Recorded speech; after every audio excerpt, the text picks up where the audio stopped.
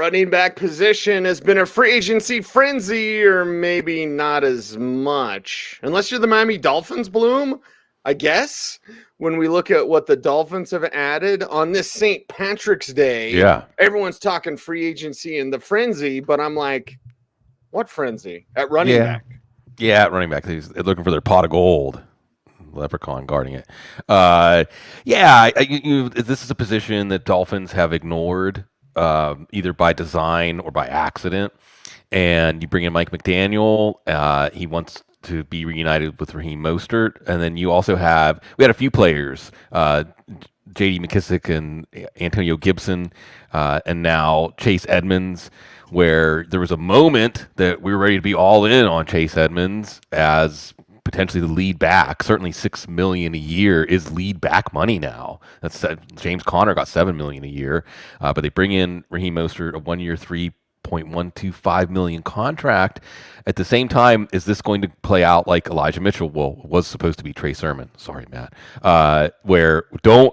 If Raheem Mostert's on the roster, he's not really an obstacle. He's a temporary misdirection from the real value. So maybe we'll be back in on Chase Edmonds. But also Trent Sherfield was brought in. So McDaniel bringing in some players with familiarity with his system, which means they can kind of be assistant coaches. And I think we're all excited to see what Mike McDaniel can do after the Dolphins offense has been in flux for 3 years. The most curious move I thought was bringing in Teddy Bridgewater. And I think that it obviously raises the question of how long the leash will be for Tua, and a lot of change and a lot of questions in Miami, but it's going to be exciting to watch it play out. I'm going to acknowledge your outfit for St. Patrick's Day, Bloom, but what the hell are you wearing? The hat? This is a hat like the classic, like they threw it out. What it really is that all the stuff we got for the St. Patrick's Day parade, I could have got my green beads and all kinds of stuff. Okay. It's all still sitting right here. So it's St. Patrick's Day, so I just grabbed it. In New Orleans, the big events are still underway, but it started on Saturday. So there's just no break here. I want you to wear a green bikini next show. Ooh, pasties. Yes. Yeah. And notice my Stormtrooper glass. This is Gatorade Zero. It's not anything other than that. Not yet, Matt Waldman, but let's talk about the Dolphins, man, and what they've done at the running back position. We know Mike McDaniel is going to run the hell out of the ball, and well, with Tua, that makes a lot of sense. And then you double up in free agency at the running back position, the Dolphins showing that emphasis they're going to have on the ground. Yeah, if we remember when Kyle Shanahan came to San Francisco, he basically got a bunch of free agent running backs and said, let's throw it up there and see what sticks. Jerick McKinnon, Tevin Coleman. You could add, there are other players I know that were included in that, and then they're going to draft. So I would imagine that what you're going to see is that you have a few scenarios here. One is that we know that Mike McDaniel, who was the architect of that run game for San Francisco, wants speed. He wants speed to the edge, and that means that if he can sacrifice actual other qualities of play that might be important in other schemes, it doesn't matter if the speed's there. So Mostert makes total sense. Everyone knew that was coming. As Sprung MC said, that's absolutely right. That was a gimme. But here's the thing. Mostert is the selection if the Dolphins can Mostert's the selection overall, because as long as he can stay healthy, he's very good at being able to find cutbacks, to manipulate the line of scrimmage, and to be able to, hit that hole with the speed you want to see. But we know that he gets hurt a lot. Chase Edmonds is kind of the backup plan to the extent of we need a cutback runner because Elijah Mitchell, as we know, can't cut back. He doesn't have really great skills with footwork, but he's fast and he hits a hole hard. Well, the Miami Dolphins aren't going to have Trent Williams. They're not going to have George Kittle, Kyle Juszczyk, or those blocking receivers. So they're going to need a back who can set the table a little bit better to run that offense, at least temporarily, as they build the rest of that infrastructure. So they need depth. So they have quality layers in Edmonds. They have quality layer in Mostert. And they still have Myles Gaskin, who is a smart running back. He may not – he's their Wilson. He's their Jeffrey Wilson. Like he's – in the sense of like he can do a lot of things competently, but he's not great really at anything other than making really strong decisions which is an underrated factor in that. So I like what they did there. Don't be surprised if they draft another back in this class, so that way they understand the turnover that backs have in terms of getting hurt, and then they know that they have enough layers there that they can field two guys onto at any time during the game and feel like that they can leverage their strengths in different ways. Yeah, we'll break into this running back class in a moment, and of course more as this show goes on. It's the middle of March. We still got a month and a half left until the draft, so plenty of running back talk that goes with this show and the free agency frenzy, and kind of a, I don't know, sneaky move, maybe not sneaky, Bloom. Brandon Bolden with Josh McDaniels with the Raiders now. Raiders making those power moves, right? And the AFC West, isn't that where everybody wants to be? Holy cow, the AFC West. Yeah. Chandler Jones, ladies and gentlemen, Khalil Mack traded for. Yeah, here we go. But the Patriots, the Raiders, what does this say about them getting former Patriots running back Brandon Bolden? And of course, what does that mean for Josh Jacobs? Yeah, I don't think it's. I remember Bolden's main contributions were special teams, although he contributed more to the offense as he went on. I look at it similarly to that Trent Sherfield, Raheem Mostert signings, where when you're installing a new offense, when you're making that kind of change, it's helpful to bring in players who know the system. It's helpful to bring in players who have continuity with the coach and basically function as an assistant coach or a position coach even on the field with the players. So I think it's a smart move, and it was really interesting to see the Raiders bring in Chandler Jones, trade Yannick Ngakoue to the Colts, who still don't have a quarterback. Apparently, the Jimmy Garoppolo market is the Colts and the Colts. Maybe Baker Mayfield could complicate that a little bit. But they bring in Yannick Ngakoue on a 1 year, $13 million deal, basically. There's no talk yet whether they're going to extend him. They send back Rocky Sin, who's a solid corner in the last year of his rookie deal, so it's not necessarily a cost-effective move for the Colts, but one that shows, I think, that Chris Ballard is still looking short-term, win now. It's amazing. So many things have happened this offseason already that Josh McDaniels taking a job with the Raiders has not been even near the top of the headlines. And also another thing slipped into the headlines there was Max Crosby. You like to see him getting paid his 4-year, $95 million extension. So like you said, Cease, in the AFC West now, getting after the quarterback, getting pressure with your front four, that's the name of the game. And the Raiders are getting the players to do it. And how do you counteract that pressure, Matt? You run it down their throat. You know what I mean? You can't rush the quarterback when they're handing the ball off and you're capable of running it. So let's talk about Bolden and the fit with the Raiders. And if you want to, Matt, we can dive into, well, I know James White re-upped with the Patriots, but there's your guy, Ramondre Stevenson, still getting it done, splitting time with Damian Harris. Yeah, absolutely. And I mean, Bolden's a good player in terms of when you're talking about competent NFL players. He's not a great athlete, but he's a very savvy football player who can run the schemes you need him to run and make good decisions to set up blockers. He has very good contact balance, and he has good footwork, and he's a strong receiver. So you can use him in the 2-minute game, which is going to be very important for the Raiders, especially with Josh McDaniels being system-centric.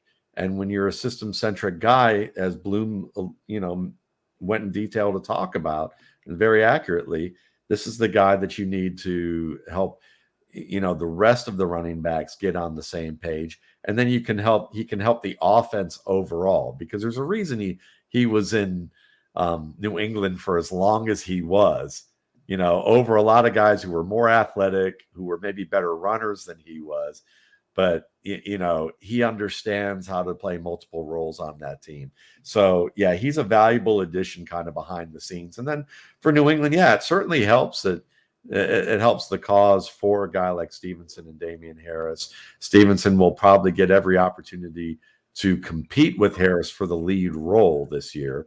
And if he doesn't get it, it's not a huge deal really for the Patriots because of the riches that they do have at the top of the depth chart. But, from what we saw of both of these players, they run hard. They can catch the football. I'd say that Stevenson's ability to catch the football is a little better than Harris's. But it's something where you're going to see a nice little split out of that backfield. will continue to drive fantasy players a little bit crazy, but still, worthwhile to have both of those guys in your draft plan. And they brought back James White, 2-year, Yes. $5 million deal. So Yep. same as it ever was. Yeah, same as it ever was. Bloom, I've been in a Russell Wilson haze. Mm-hmm. And no, I haven't asked him about puffing up at me at the Senior Bowl yet. That's not for press conferences. That's for either radio interviews or one-on-ones. Either way, what the hell happened with J.D. McKissic? The last I wrote, he was at Buffalo, and I wrote that up on our newswire, and then my brain goes to Russell Wilson, and then I'm looking now. He stayed with Washington. What? Yeah. Was it because of Carson Wentz's senior picture in his leather jacket? That was creepy, dude. Like, sorry, Carson Wentz, dude. You look like. Well, I'm not gonna say what you look like, but I know I can't say it either. Imagine, and all the songs from back in the day that are like super creepy. We all know the guy. And I know that they tried to make it seem cool with Matthew McConaughey, right? Like, we all know the 25 or 30-year-old guy that would go to the high school parties. That's what Carson Wentz looked like in the leather jacket. Stop, Carson, you're scaring people. Or Roy Munson. Yeah, that absolutely. What about the kids? But anyway, what about J.D. McKissic? Yeah. He stayed? He stayed for the same compensation. It was originally reported a 2-year, $7 million deal to Buffalo, and it was took about a day for it to get reversed, and he took the same deal from Washington. I suppose continuity, predictability is some value to McKissic. It was interesting to see him land in Buffalo because you had already seen them. And by the way, Buffalo released Cole Beasley this morning. So Beasley's out. McKenzie's in on a sweetheart deal, like a 2-year, $4.5 million deal, which his special teams contributions alone are worth that. So I don't know how the Bills got him to agree to that. And the Bills were actually putting together a pretty good, cost-effective free agency run. They signed Roger Saffold, cheap, age 34, get a year out of him. They extended Mitch Morse. Ryan Bates, another starter. They just used an RFA, right of first refusal tender, like $2.4 million. They signed Tim Settle from Washington, one of the best signings of free agency. He was stuck behind Jonathan Allen and Daron Payne, so they're going to get a good player there. Reunited with Tremaine Edmonds, who's only 23 and he's only 24, so the Virginia Tech boys in the middle of that defense. But McKissic, the immediate thought was, what are they going to do with him? How are they planning on using him? And then the next question, Cease, I guess, would be, is there another player that they could pursue, whether it be via the draft or a free agent running back, to fill a role? Do they envision that wide receiver / running back role as part of replacing Beasley, of giving Josh Allen another option, tactically to deploy closer to the line of scrimmage? Meanwhile, McKissic comes back to Washington. Antonio Gibson, there was a very brief window there for him to become that Christian McCaffrey 70-plus catch, 250-plus carry guy. Now that has closed, and I just think that we saw this with Randy Gregory. I don't know if you want to give us any insight into that, Cease, where these moves can be reported before the ink is on the paper, which means we need to be careful. Well, Gregory is just the Cowboys trying to flim-flam him, putting an extra language at the end. Like, you don't do that. And then they're like, this language is in all of our contracts. No, it's not. You're just trying to get over. And the way you get around it is you do what Denver did. It's 5 years, $70 million. It's 2 for 28. If he screws up, it's 2 for 28. You don't need to put any language in. It's every 5-year deal is a 2-year deal. Mm-hmm. Matt, let's talk about the McKissic thing, because it was like, wow, Buffalo. And, I love Devin Singletary. They don't. They seem like they never do. And it's like he produces and he can be on all 3 downs. Like, maybe he's not a pusher, right? He's not a pile pusher, but whatever. So here we go, talking about Buffalo and not getting J.D. McKissic. Yeah, I think it means they're going to draft another running back, because obviously Zach Moss didn't work out. Matt Breida was interesting, but him being able to stay healthy, he's probably more of a short-term type of guy anyhow. But they need a speedy complement to Singletary. I think that's the way that they see it, is that Singletary can give you, some nice work as the lead back, but or as a complement depending on how you want it, the type of player that you get. If they go early, then I think you're going to see Singletary as a compliment. If they go, third, fourth, fifth round, then you'll see that guy as a possible complement to Singletary, instead. But I think that they're looking at it as that they want to, I like Singletary too because he's got great vision. But let's be honest. He's short, he's light, he's slow, he's not very quick, but he's got off the charts vision and he's got great contact balance, and that compensates for a lot of things. But at the end of the day, when Brado was playing really well, you could see what that did for the offense in terms of, the threat that forced safeties to play up a little bit more. And then, they could throw over their heads, a little easier. So I wouldn't be surprised if they do go after somebody there. And with McKissic, I mean, you look at Antonio Gibson, and the whole Antonio Gibson is going to be Christian McCaffrey. The more you look at Gibson's game, the more you realize, like my buddy Jay Moyer has talked about on Twitter, if you look at his game back in at Memphis, he was more of a slot receiver. He was not a guy experienced on the type of routes that McCaffrey ran. So trying to project him to be like this underneath option route, alert type of receiver, he really didn't do that at Memphis. So it's kind of one of those deals where you can see why McKissic has more value in the passing game than Gibson, who's trying to, who has spent the past couple of years just trying to learn the running game, because he was just an athlete, who actually did two things really well athletically, but wasn't refined at either position. Bloom, may I rant? I'm in a mood. You don't even have to ask permission. I just don't want to start yelling, though, and take you by surprise. I want to knock your hat off. It's a good uniform for Bloom, by the way. Yeah. I like this hat. I'm becoming more festive. I'm trying to say yes to life and say yes to celebration. This weekend's St. Joseph's Day. Look it up. There's all kinds of wonderful stuff coming up. I like it. I'm going, pardon me, sir, but if you could give me some beads on Tuesday, I'll get, or whatever. Right. I'll flash you a nipple on Monday. Anyway, I think fantasy analysts, because it's become so oversaturated, like you've talked about, Bloom, and Twitter's the most important thing ever, unless it's not. Everybody tries to do easy math. It's not math, it's science. Trust the science, right? YouTube, don't demonetize me for saying that. But like, the science is what Matt Waldman does.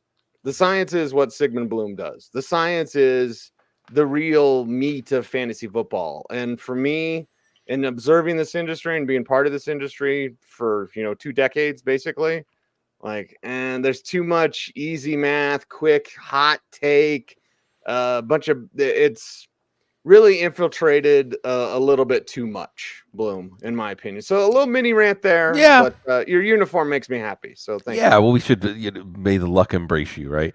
I think that it's just like we could look at restaurants, and there's plenty of successful restaurants. Maybe they even become local, regional, national, international chains. The food isn't any good. Right. I don't want to eat there. You don't want to eat there, but they're very successful. Right. And it's something that I've talked a lot about with people as they're coming up in the industry. And this isn't exclusive to fantasy football in any way, but you have to decide what you stand for, what your work stands for. It's your calling card out in the world. And I suppose we should just leave it at that and feel very fortunate by the kinds of people. I'm looking at Mike Valverde in our chat room, the kinds of people that show up in our chat room that are our friends and approve Eric Stoner of our show makes me feel good about our calling card. And it's up to everybody to decide and curate their own information sources. That's right. Matt Waldman, everybody's a draft expert. In April, you work on it all year round. Super, super quick, and you can rant with me if you'd like, brother. But James Cook, we're talking about, hey, who do the Bills get, right? You brought that up. Well, I'm like, James Cook, he's going to work out at wide receiver and running back at his pro day. Yeah, and it's funny. My comp for him is more like Eric Metcalf. So when you think about what he has to offer, he's a very nifty runner who can run between the tackles because he's great at being able to set up linemen. He's good at navigating unanticipated obstacles, and he's a good receiver. He's a tough receiver who can take contact. Is he a Chris Johnson type of talent? I don't think he's nearly as tough between the tackles as Chris Johnson. I don't think he has the acceleration Chris Johnson has. He's got great speed, but the acceleration isn't quite there. But he's an interesting back and a player that I think fits that role where you can use him in multiple ways as more of a 2-minute back. You can split him out at receiver, use him in kind of multiple ways. Fun player. I could see why the Bills would be interested in him. Okay, Bloom. We talked about Christian McCaffrey, or at least the role that Christian McCaffrey and Antonio Gibson could have had there. But let's talk about Dante Foreman. Sure. And, well, with Christian's, are they going to trade him? I mean, they want a first. You're never going to get a first. Right. Don't pay running backs. Sorry. I love the position. But, this is what happens, ladies and gentlemen. So Foreman could be much more fantasy relevant than people would think. Absolutely. And a 1-year, $2 million deal. I haven't seen anything yet on the specifics of the guarantees. It's obviously not good for Chuba Hubbard. I think this is at least bringing in competition for him, if not actually adding a role to the backfield, something that as a power back, as a downhill back, as a pile pusher that they don't really have on the roster. So it's hard to say. Ben McAdoo, offensive coordinator now. That's who they could get. So I don't know what Ben McAdoo's plans are. When Matt Rule said he'd make a splash, I'm like, splash? Maybe a splash more, that 3 count of that vodka there, buddy. Exactly. And, they brought in Rashard Higgins. Okay, we'll see what that comes of Terrace Marshall. Still no Robbie Anderson trade. That's something that's been bandied about, including Patriots Bill Belichick's interest in him. So we'll see what this offense looks like. But obviously I don't want to say we're on the edge of our seats, but I think the NFL, with respect to Jimmy Garoppolo, with respect to Baker Mayfield, is waiting to see what happens with Deshaun Watson. And Carolina does not look like they're going to be one of the final contenders. It looks like it's going to be Atlanta or New Orleans. So this team is going to have to figure out what they're going to do, or potentially go into the season with Sam Darnold as their starting quarterback again. So I think that while this is good for Foreman, it's, again, a reminder, whether we're talking about Foreman or Marlon Mack or Cam Akers, hopefully it'll be James Robinson next season. The Achilles injury no longer a death knell for running backs, and we're happy to see Foreman making some cash. When you have an owner that looks up and wants to be Daniel Snyder, this is what you get, Carolina. Matt, let's talk about that, and we will talk about Deshaun Watson. Bloom, I see you. I know you, buddy. You're like, you got Deshaun Watson on the brain. We're gonna get to there. We're gonna get there. Get a couple more running back things. Foreman, quickly, Matt, and your thoughts on the Panthers running back situation. I mean, he's a good player to have if McCaffrey can't stay healthy. And that's you looked at Chuba Hubbard, and Chuba Hubbard he's a good example of a player that if you just look at, he has an opportunity. Well, any back that's okay with an opportunity is going to get some yardage for if you give him the ball enough times. And that was kind of where he was at.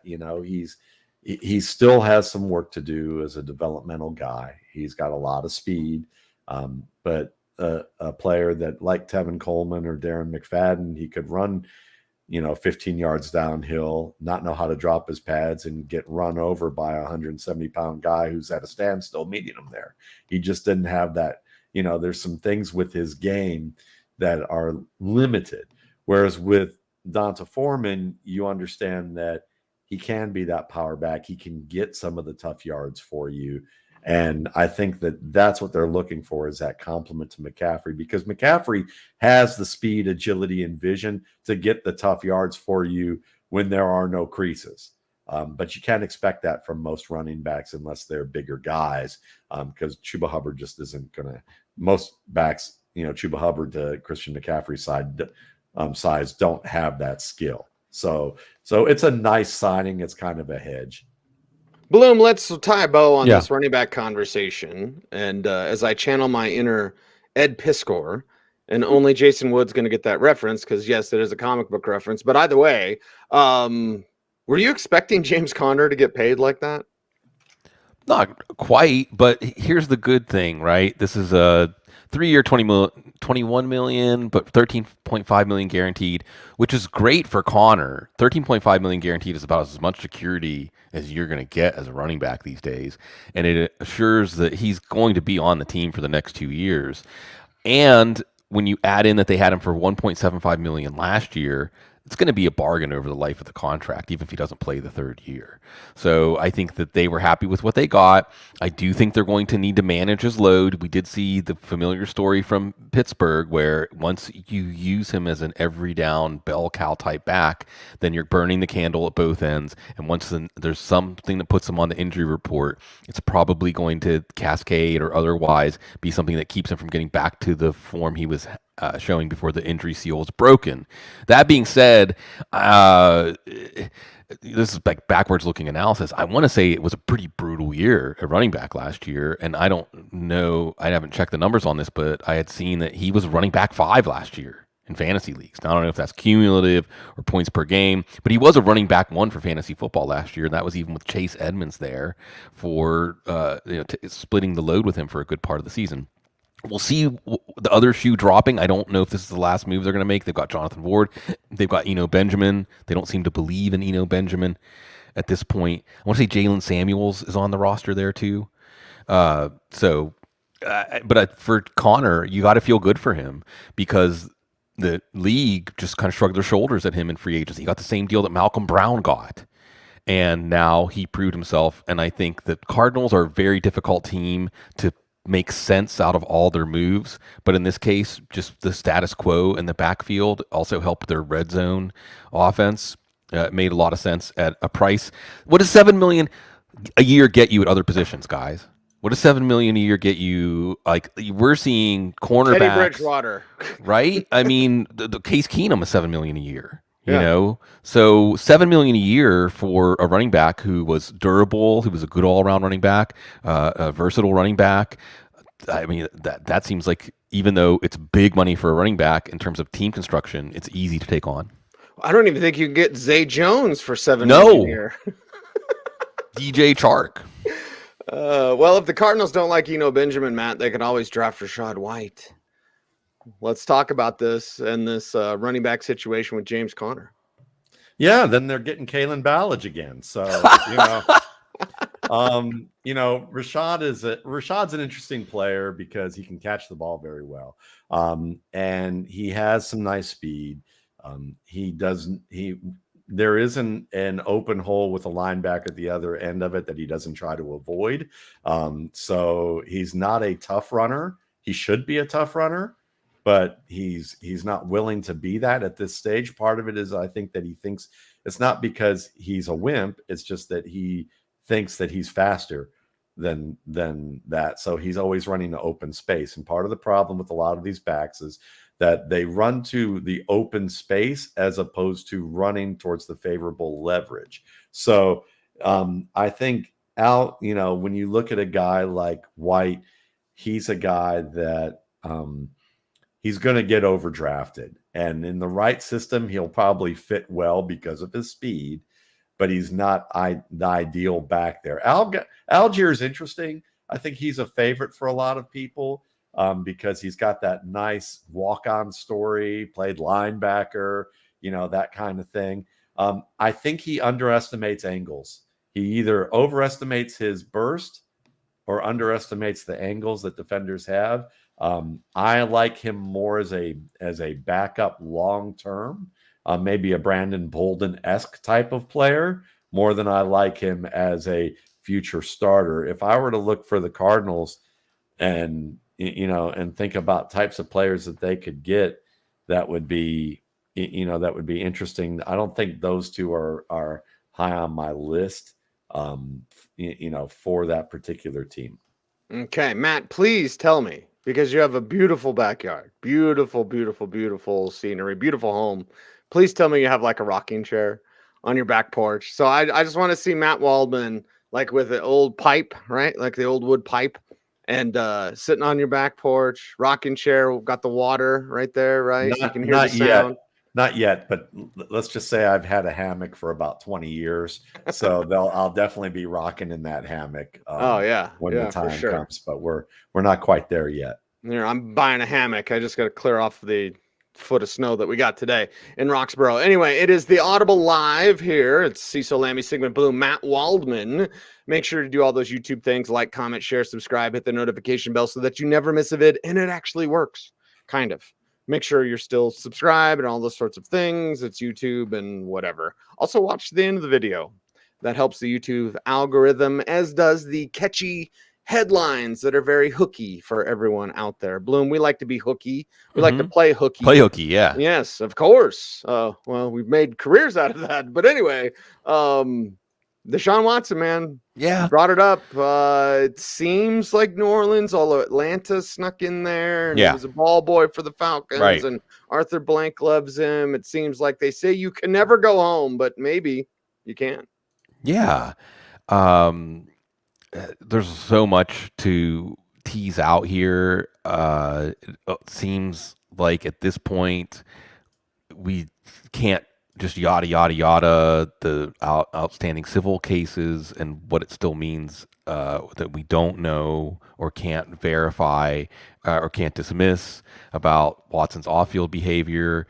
But I'm afraid in a realistic picture of 2022 life, the washing machine of the news cycle will make it so that it's probably a non-story, whether it should or should not be a non-story. It should be a story, but you have Watson and the Texans, and you have to tip the cap to Nick Caserio and the Texans being patient and letting this play out, because they're going to get 3 first-round picks.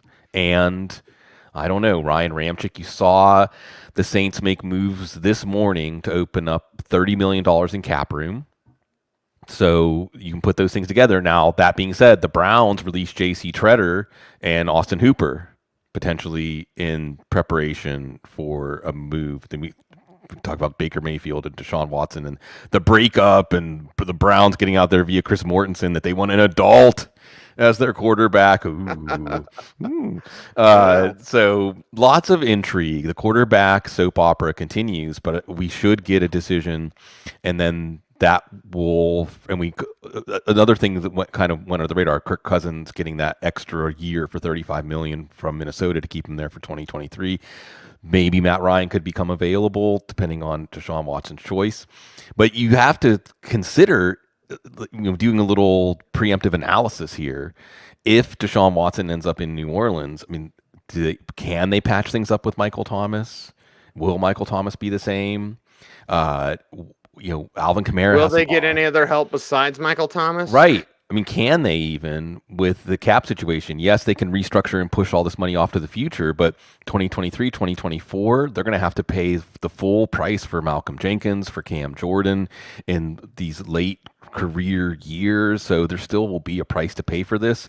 Will it be enough with Pete Carmichael, with the Saints tradition, even without Sean Payton, of getting top play out of quarterbacks? What is Watson going to look like a year off? But it sure looks like New Orleans has been the front runner all along, and it feels like it's almost inevitable that it will be the Saints, with the Falcons as that 11th hour suitor, which sets up the Saints-Falcons rivalry for even yet another chapter. But I don't really know who wins, the team that gets Watson or the team that doesn't get Watson. Exactly. A whole conversation revolves around that. By the way, Matt, I say this, please don't take offense, because you know what the draft means to me. But what we're seeing with draft picks, like teams aren't, and maybe it's just this class. That's probably a whole other show, Matt. But maybe it's just this class, but they're not valuing picks. The salary cap's a myth, absolute myth. Look at the Saints. What were the Saints? Like 70 million over the cap, right? And it's like never make fun of a potential sponsor or a real sponsor, or actually a sponsor that I need to use. But we have we've all heard those commercials, right? Like, I hadn't paid my taxes in 15 years and I owed the IRS $2 million, but I worked with Ed Piscor. He's from Cartoonist Kayfabe. He's a comic book artist, not a tax attorney. And now the IRS is paying me, We've all heard those stories. We've heard those commercials, right? And then now I only owed $25. Right. Okay. Well, that's what the Saints did. So maybe it's this draft class, Matt, but picks don't mean as much for teams. And the salary cap's a myth. Yeah, it's definitely this draft class. I mean, and I wouldn't take any offense to that. I don't really work the draft. I evaluate talent. That's my job. That's what I've chosen to do. The draft is for the soap opera and the narratives and the fun, and there's importance to that end of it. But that's not my deal. I mean, like, I don't cover that. I try to not have that influence it until I get to the fantasy side of it, which is the RSP post draft. So when I look at the pre-draft stuff and I'm looking at this class, I mean, like, I'm doing wide receivers right now. And after looking at the overview, there's a part of me that's like, this is a class that you're either trading out of or you're just stocking up on running backs, because there's a lot of running back talent, but it's not going to be apparent right away, because a lot of them are going to get drafted later. It's going to be fit dependent. There's not going to be one in the first round, but between round 2 to 7, there's a ton of meat on the bone. Yeah. And so it's a very deep class when you look at, like, from my rankings, from, the top 3 guys, I think they'll get a chance to start right away. Then there's guys from 4 to 30, that there's probably 15 guys in this class, but between ranks 4 and 30, who I could see being, lead backs, maybe even growing into starters if the right fit and opportunity comes. And then there's maybe another 5 or 6 guys who could surprise on that level, if they really, grow into an opportunity, kind of like your Raheem Mosterts, who are like your, it may take a number of teams and persistence, from that standpoint. So no, I mean, I look at this class, and that's part of what you do, is you want to inform people about how they need to proceed. And if I'm going to, if I think I have to say, look, trade your picks this year, here's these guys you can read, here's where you can pick things up, I'm going to tell you to trade your picks. I'm not doing it because I go, all eyes on me, like I give two, about it. Hey. Sorry, Joe. I mean, I want to inform people first, as opposed to it's about clicks. The clicks will come if you do the work, and that's really all that's about. So that's all I got to say about that. Matt Waldman, ladies and gentlemen, RSP Day coming up in a matter of 2 weeks, less than 2 weeks. 2 weeks. Don't April make me do 1st. math. April All right. 1st. All right, there we go. We'll discuss that more in a little bit. But Bloom, before we're out of here, I do want to answer Ryan's question, because I like Ryan. What team has done the most so far to help themselves in free agency? Oh, wow. Has to be not Denver, Jacksonville. Right? Not well. Jacksonville. Yeah, I mean, if you consider Russell Wilson, I was going to say not Denver. Wow, and I think it's cheating to say Tampa Bay. Wow, I mean, and by the way, all this Watson stuff, people are missing out on the Tom Brady effect. Everyone's heard the Russell Gage story now. Right. Russell Gage was thinking, and then Tom Brady called him up. It's like, hey, we're doing something special for a year. So without Watson, you're missing out on any sort of what calling up Will Fuller. Right. So I'll give you one. Los Angeles Chargers. And especially if we include the Khalil Mack trade, you get Sebastian Joseph Day. This is a player from Brandon Staley's days with the Rams that they need up front. And then you get J.C. Jackson. And J.C. Jackson, one of the best outside corners in the league, they got on a 5-year, $82 million deal. And if you look at some of the other cornerback deals that were handed out, that's very reasonable.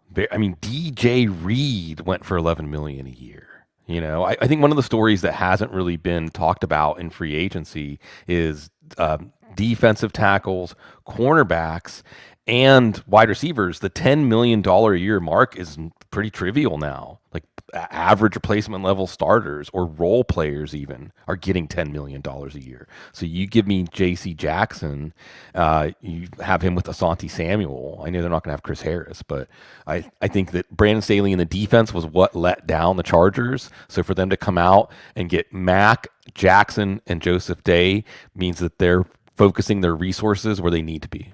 And by the way, I don't know this for sure, but I've heard their contracts include a Heimlich maneuver clause because the Chargers always choke. Yeah. So until the wait, can you save us? Can you still breathe? Yes. So everyone should know the Heimlich maneuver.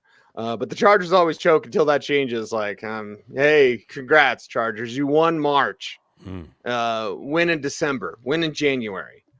And win in February now that they keep moving the Super Bowl back. But anyway, Matt, team that's done the most benefit in your eyes. Easily Denver. I mean, when you get one of the 3 to 5 best quarterbacks in the league, obviously they're in there.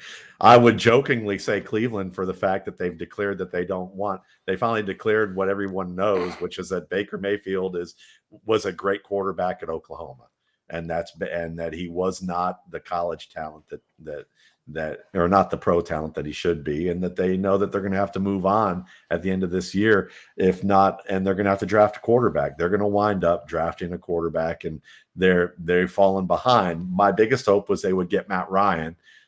There's still maybe an outside possibility that can happen with the trade-friendly restructuring that they did with Ryan, but it's most likely going to be a 3-way deal that's going to have Cleveland out of it, because they've already declared Cleveland out of the running for Deshaun Watson this morning. At least that's what the sources say. We'll see if those sources are correct, but I would anticipate that Deshaun Watson, with all that he has going on, wants to stay, as Mark Schofield and I talked about, wants to stay probably close to home, which is about 20 minutes from where I live.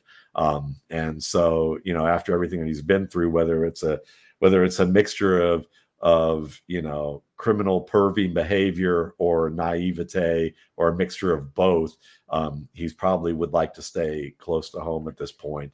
And the NFC South is that opportunity to be a hop, skip, and a jump away. Is also the level of competition that he has to face isn't anywhere remote to the AFC North at this point. Though I think he wouldn't back away from competition. I just think that, it's probably that. So, Pittsburgh's interesting, getting Miles Jack. I think that's an interesting move for them.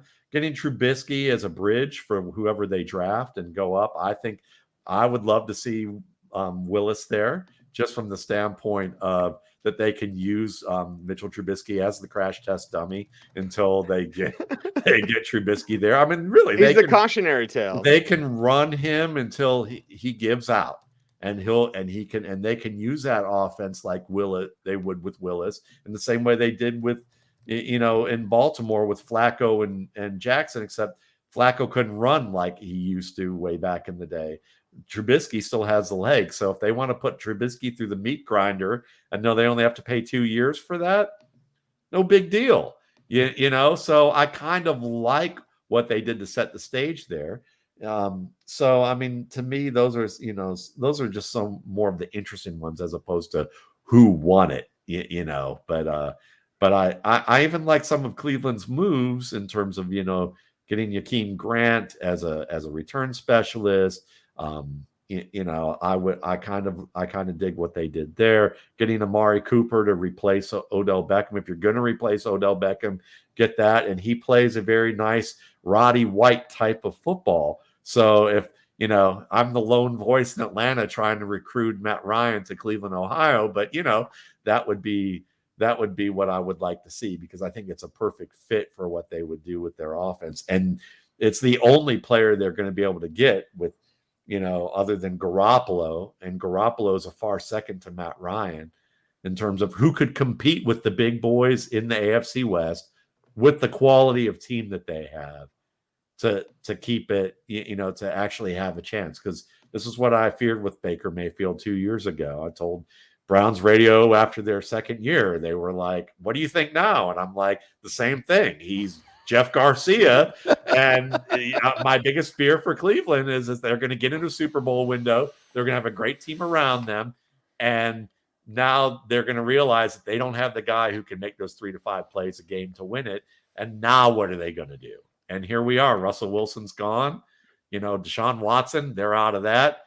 And, they've already basically leaked out there that they want an adult at quarterback. And, that means they're going to have to draft one.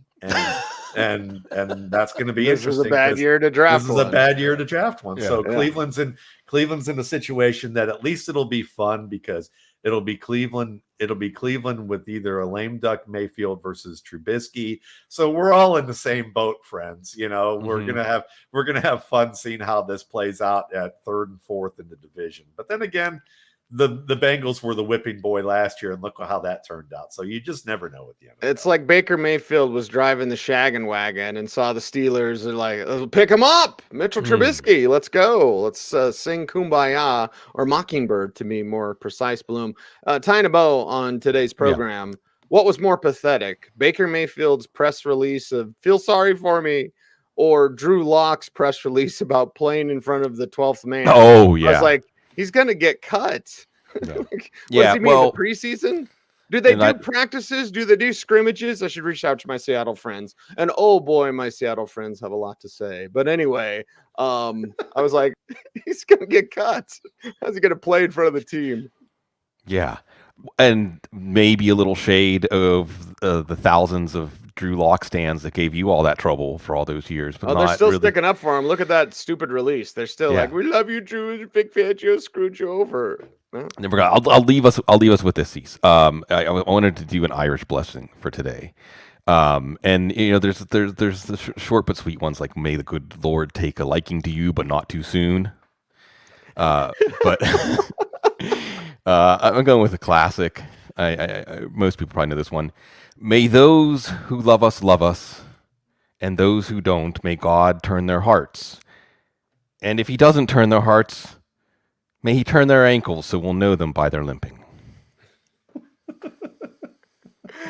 Matt Waldman, RSP Day coming up. Pre-order time. Tell everyone where to go and what to do. MattWaldmanRSP.com. You can get it there. Dynasty rankings and projections also available for the coming year. You can get those as well. Different packages, closes the loop on the whole process. There we have it. That is the Audible Live for this week, ladies and gentlemen. We'll be back next week with more tomfoolery. And of course, keep subscribed to this YouTube channel for Mailbag Show and its return, On the Couch and its return, more goodies that I won't reveal just yet. But yeah, we got you set up, and let's get to 15,000, please. Please tell a friend. Make another YouTube account, something, but get us to 15,000 so I can stop complaining. For now, he's Matt Waldman. He's officially awesome. There's Sigmund Bloom. He is simply amazing. I'm Cecil Lammey, and a nudist at heart. Honestly, wouldn't wear clothes if I didn't have to. Honestly, pockets. You need pockets. Yeah, that's true. That's true. I could just wear armband. Anyway, you could put the phone right when you go jogging. Yeah. Okay, there you go. I don't know why. All right, everyone. Sometimes it's only weird if you make it weird, right? Stay tuned. Shout out to Gene. And stay frosty.